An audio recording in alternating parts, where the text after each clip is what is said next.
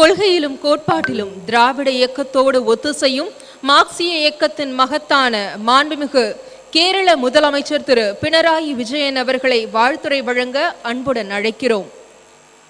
Father of modern Kerala is here to deliver his special address.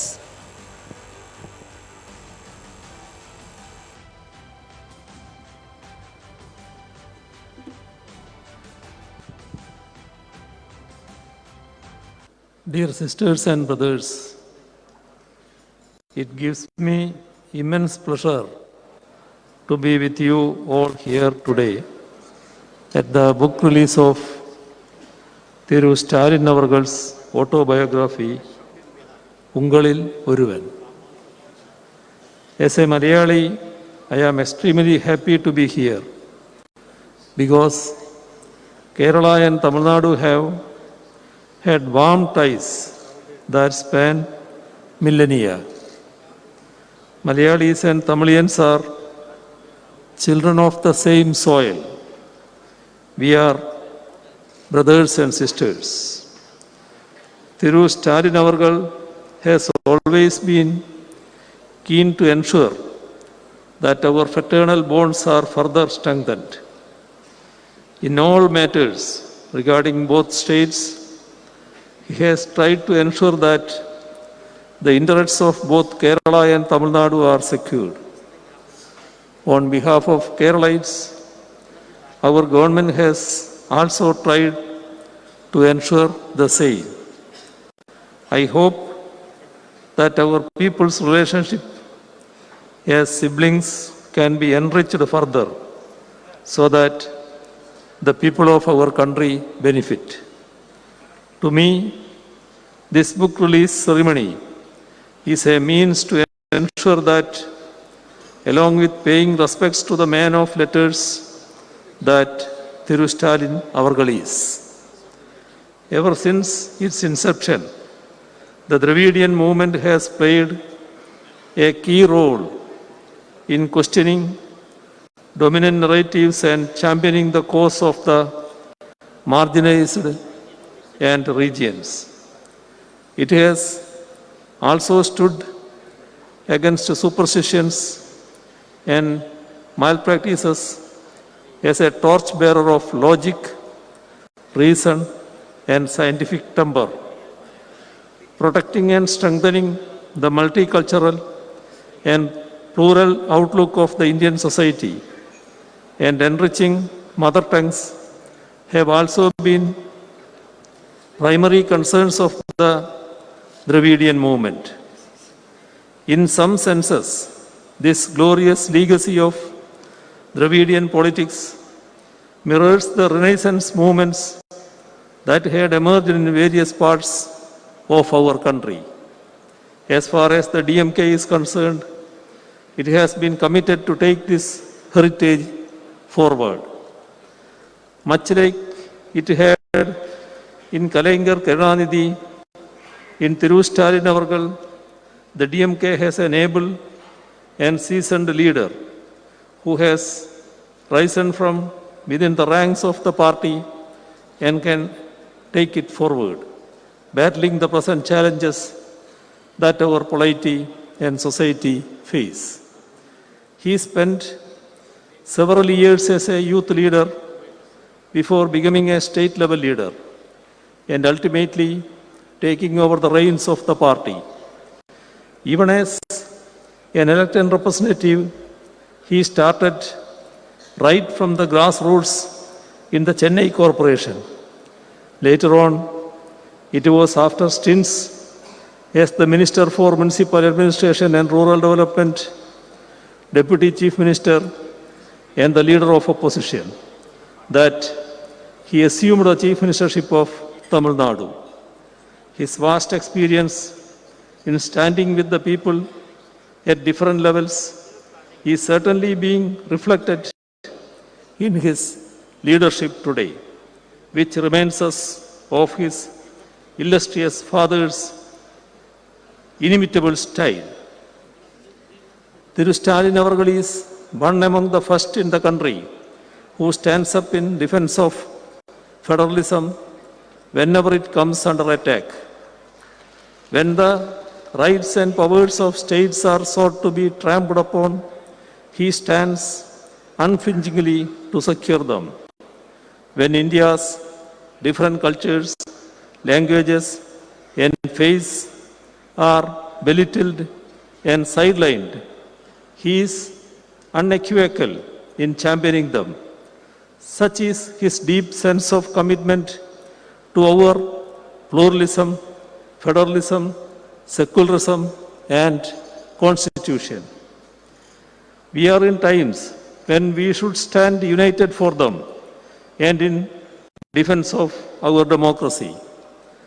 Only then can we ensure that the communal and authoritarian powers that hold sway in our country today give way to the progressive, secular, and democratic powers that ought to hold sway if India is to remain free and fair for all its citizens. I am sure that he will continue to fight for the same in the times to come too. Both Thiru Stalin Avargal and I had been imprisoned under draconian laws and tortured during the emergency. As people who have been deprived of our basic freedoms for standing up against injustices, fighting for the freedom of those who have been oppressed by the system comes naturally to us. This has been reflected in his interventions for the backward communities and students. He has been in the thick of coordinating the fight against those who are misusing the system to divide us and oppress us. And in that joint fight, he has displayed statesmanship by bringing more allies into its fold and accommodating them based on ground realities.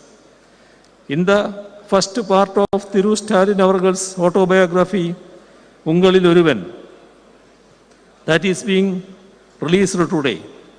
It is a detailed account of the first 23 years of his life, right from his birth to his incarceration during the national emergency.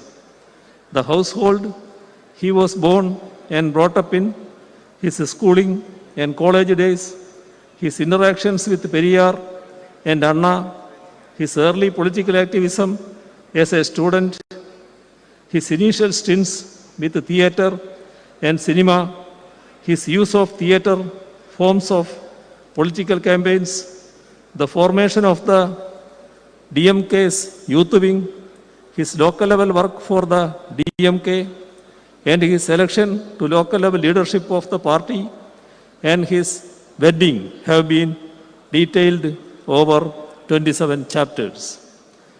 Ungalil Oruvan is not simply an account of the personal life of Thiru Stalin Avargal. It is a first-hand account of the social and political history of the state of Tamil Nadu.